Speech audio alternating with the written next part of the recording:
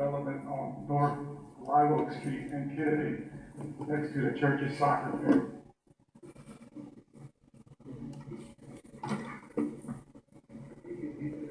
Explain the planning process and if somebody's redeveloping a site, how that works. Maybe that's a starting point for the question.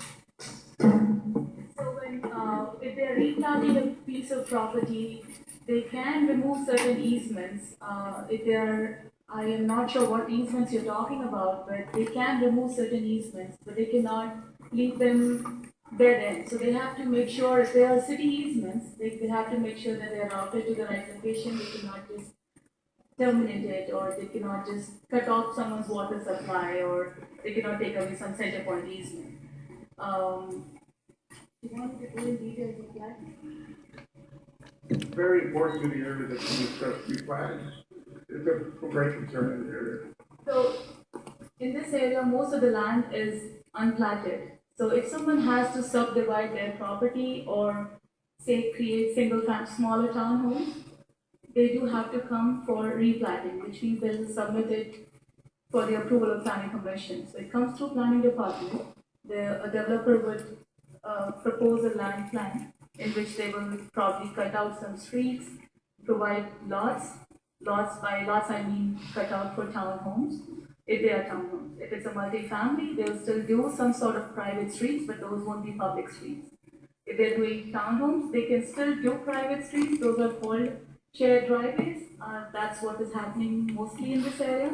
Shared driveways are easements, which allow from like public street, they'll go into these private easements. Those are called shared driveways, and then they'll access those townhomes. So they have to do that process. It takes about, once after submitting to the planning department looks for compliance with the ordinance, and then it goes to planning commission for approval, which could take anywhere from 30 days to 90 days to get approved. And then it gets recorded, and after recordation of that plat, they can start building. However, they can start site improvements before they have platted a piece of property. They cannot lay down any streets before. By streets I mean private easements or private streets. They can't lay down those before platting. But once it is platted, that's when they will start. Replanting can override a 10-year statute of limitation, your 20-year, your 30-year statute of limitation on our fences. On your fences? Right, our property line. So property line, they cannot plat anything from your property. They will only be able to plat what they own. So there's a fence there.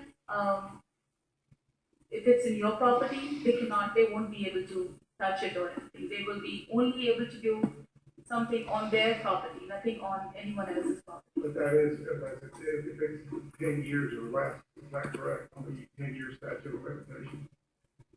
I'm not sure about that. I think maybe if I'm interpreting what you're asking is that, let's say that somebody else owns a property next to mine and haven't done anything with it, for example, and I put a fence in part of that property line, can they come back 10, 20 years later and replat and move that encroachment that I put in there? Is there a grandfathering, if you will? No, there is no grandfathering. There is no grandfathering? There is no grandfathering. So the fences have to go down then? If it's not on your property, if it's in someone else's property, it can go down. Yeah. Thank you.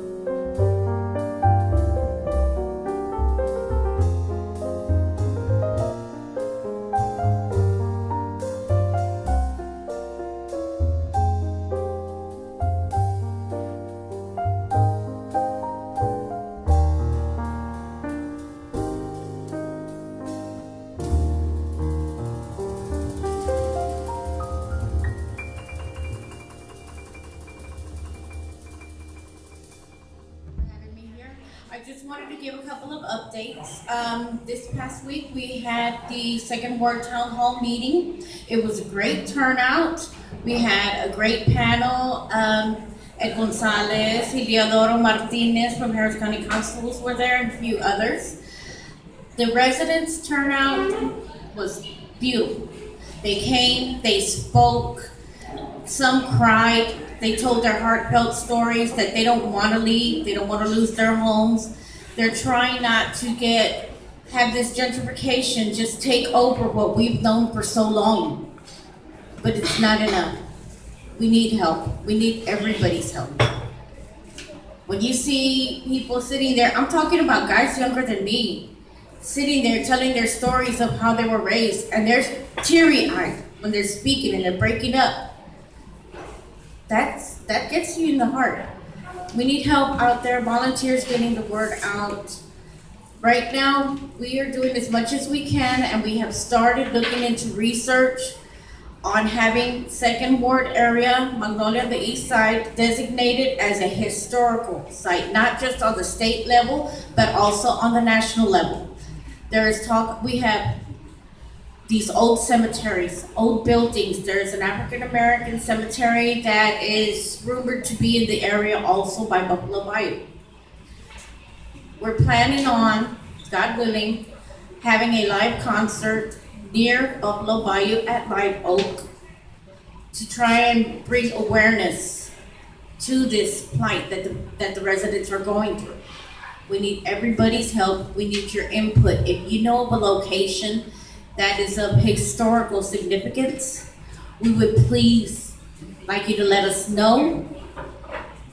Come to a meeting. Our next meeting is July 25th at 10 a.m. Talento Bilingüe. We welcome you all.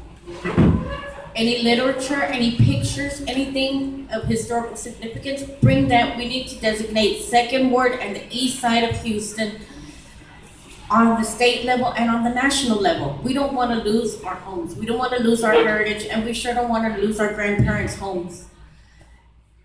Just, if you have any other questions, please, I'll be here for a while, so come and talk to me, okay?